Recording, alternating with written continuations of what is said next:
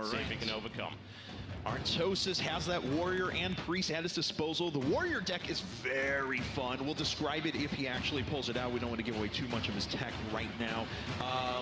But I don't know, man. I think both of these decks have a chance. It's the Warrior deck. All right, so this is a deck that's very based around a lot of weapons and a lot of charge. And a lot of minions that continue to do damage to yourself in order to gain up attack. So that hand.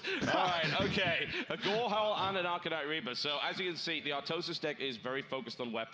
Yes. We've already got a chance to see that, and that is very true. Warsong Commander, again, one of the best cards of the game, in my opinion. But ultimately, those two weapons are probably going bye-bye, I would imagine. And he's thinking about a full mulligan. I wouldn't blame him. And then, of course, Trump is going to have to mulligan a couple of things. Ysera, Argent Commander. Shadow Madness is decent to have in the mid-game. I'm okay with him holding on to that. But ultimately, if he gets to turn 3 and the only minion he's got is a Shattered Sun Cleric, then that's an unfortunate play. All right, so what's he going to get rid of here? I agree with you that Ysera and Argent Commander at least is going to go away. If he doesn't have any other cheap minions right away, though, you know, Shattered Sun Cleric is fine as a 3/3 body by itself, but he's going to want to make sure that he has a target for it. And it looks like our opponents have locked in. So there we go. Shattered Sun Cleric is the only card out of the 7 kept. We have an Arathi Weaponsmith and a Mani Berserker and an upgrade available for Artosis. These are pretty good hands for both, honestly. Mani Berserker is always nice, and a Cruel Taskmaster comes out. That's fantastic for him already. So this deck, it's weapon heavy, and it's more of one of the standard warrior decks whereby you rely on 2 things, enrage and weapons. And you combo things like the Cruel Taskmaster with something like the Armani Berserker to trigger enrages and do immense damage. It's got a huge amount of burst and very strong removal.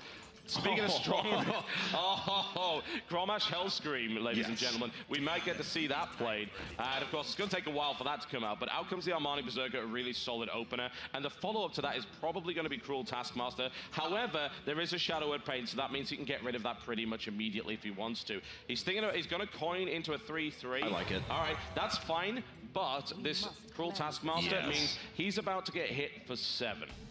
All right, so because Cruel Taskmaster has a battle cry, it deals 1 damage. Doesn't even need to do it. He just pulls the Fiery War Axe. So he can just kill that 3/3 off immediately, and he can hold onto it, and then he could even upgrade the turn after that if he so desires. Yeah, if he wants to keep it around. Upgrade, of course, it's an option card. If you don't have a weapon equipped, it gives you a 1/3 weapon. If you do have a weapon equipped, it gives that weapon +1/+1. So it sticks around, it gets just a little bit better. It's a really nice card to have. Ultimately, you generally don't want to play the weapon with it because it's kind of a terrible weapon.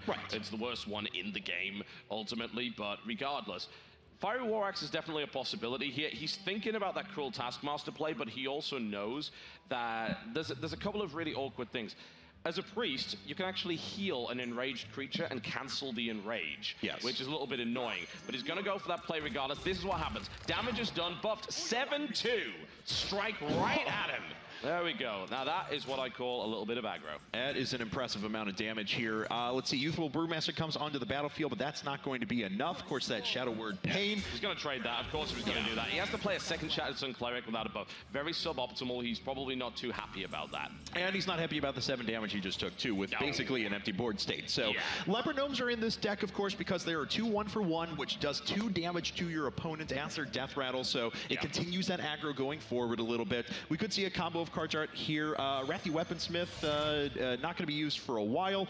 It looks like we're just going to use the 3/2, swing through, take out the Shattered Sun Cleric, and then swing in for 2. Yep, and there's the Leopard Gnome coming out as well. So that's a really good start for Artosis, honestly. A very good start indeed. He got exactly what he needed to start the early game pressure off, and this deck relies on being able to carry that through. If at any point you sort of lose that momentum and stop being able to do damage, things become problematic. Okay, so he can get rid of the board here if he wants to, but those are his only 2 Shadow Word Pains. Now you might think, oh, well, it's just a 2 cost. But in this case, what we're going to see is the Chillwind Yeti come out, which definitely the right call. In a Rage, however, coming out here as well. He might want to hold on to that for an Enrage card, though. Now, as we want to point out that we were talking about Warsong Commanders before, and that's a lot of the crux of this deck here for Artosis and a lot of his late game finish ability as well, because it does give all of your other minions charge. And that's the kind of thing that you really want to be able to use a Shadow Word Pain on as you go through the game. There are options for Artosis. He's either going to have to take 4 damage and get rid of his Leopard Gnome and continue to do a little bit more pressure if he wants to clear it without committing additional cards to the board. But it looks like he's considering his options right now between Inner Rage, between Arani Weaponsmiths even afterwards. Yeah, certainly. So I think, yeah, he's going to just, for the most part, ignore the Yeti right now. He's going into full rushdown mode here. And he just wants to kill his opponent as quickly as possible. Out comes yet another weapon. He may even choose to upgrade that, which would make it a 3-3, which would be a nice idea indeed. He's still got this inner rage, but there's no real reason to use that this turn, so he's most likely just going to end his turn at this point here. And he's thinking about upgrading, but no. And there are no acidic swamp oozes in this deck for our priest Trump, which really means unfortunate. that against a warrior, you really need that stuff, and he doesn't have it. He's already down to under half of his life, and he's not sitting on a lot of healing. The only healing he really has in this deck is his own healing power, which is not that good. It's 2 health at most. So this is a bit awkward. Now, he can, of course, nicely trade the 4-5 to the 3-3 here and then still get another creature out of it. But, of course, he does leave himself vulnerable to be killed by that 2-2 weapon if he does that. So let's see what he decides to remove. There's the Shadow of Pain to get rid of the 3-3. I think that's a much better idea. Then he kills the 2-2, takes 1 less damage, which is nice. But, of course, he doesn't know his opponent is sitting on upgrade. But Injured Blade Master comes out there as well. And that was probably the best turn Trump could have done. Absolutely. That was the right thing to do. But we do have that upgrade card available. So. Okay, and that does mean that the 2-2 weapon that's sitting around won't be able to take out one of those minions. But as you were just suggesting, upgrade, of course, we'll give it +1/+1, and he can start to trade those out very efficiently. The Frothing Berserker comes out. Every time a minion takes damage, this guy starts to gain power. Yes. It's very dangerous. There's the upgrade, 3-3. He is going to rush down. He is going full on for him right now. And honestly, this is the right call. Right? How many taunt cards are in decks with Trump involved? There aren't any. He doesn't like that. That's right. And unfortunately, that leaves him vulnerable to this kind of stuff. All right, well, he can clear the board out, but unfortunately, even in just clearing the board, he's going to take 2 more damage, and there's already 6 damage in reserve here between the 2 attacks from this weapon, so things are getting a little bit bleak for our priest. Now, of course, he can continue to heal himself out. I would expect Shadow of Pain on the Frothing Berserker pretty much immediately. Yeah. I would never, ever let a Frothing Berserker sit on the board like that. Nope. If you can remove it for 2 mana, you certainly should remove it for 2 mana. But he's actually going to go for the trade instead. That, I suppose, works too. I wonder what exactly he wants to hold on to that Shadow of Pain for exactly, rather than doing that kind of damage to his Yeti. He's going to play yet another Yeti and heal himself, leaving himself with significant board control. And it also means he keeps his Pain for a little bit later.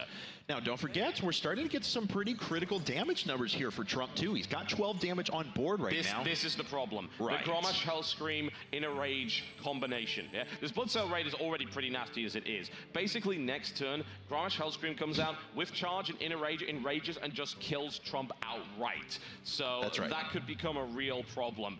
Doing the math in my head, even if Trump heals, I think he's still in trouble. I think he may just be flat out dead at this point. Right, so for those of you who are wondering, Grommash Hellscream is actually an 8 mana. It's a 4/9 with charge that gets +6 attack whenever it takes damage. So if you do Inner Rage, now it's all of a sudden doing much more damage. What, 12 damage, I think? So, it can come across and swing through. Trump is dead. I mean, there's really no question about it at this point. Because of that, there are no taunts in this deck, or in any of his decks, really. No. The Grommash Hellscream and Inner Rage combo will trigger the Enrage. It already has charge, and he will just flat out die.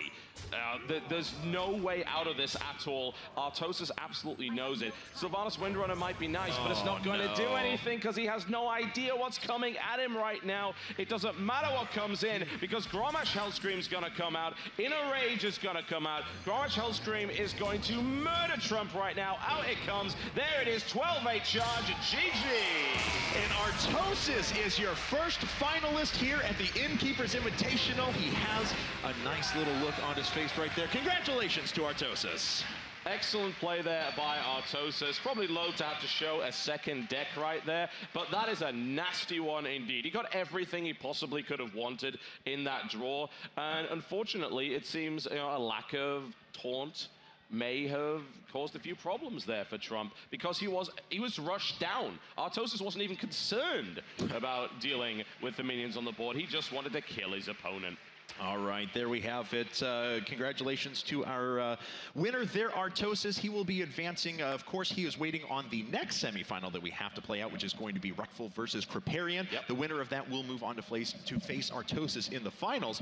And whoever gets there, I gotta say, between that Paladin deck and that Warrior deck, we haven't even begun to see the power of the Priest deck that Artosis is bringing. I'm looking forward to hopefully seeing that Priest deck. So sorry, Artosis. I hope it goes to Game 3 or Game 5. But one way or the other, there we go. Trump has been eliminated. A bit of an upset for a lot of people, I would imagine, who he's already won smaller online tournaments in the past, and he's viewed as one of the best players. Unfortunately, Artosis really brought his A game this time around for him, and Trump is now eliminated and will, of course, be facing against either Reckful or Crip.